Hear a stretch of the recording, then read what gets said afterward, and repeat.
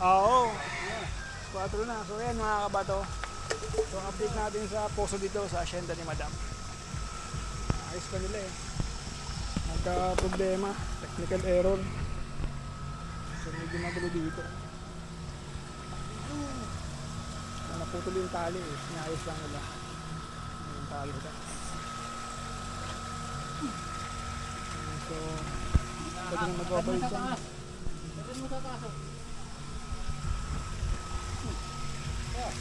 So, ayun yung galing sa tukal. Dito na.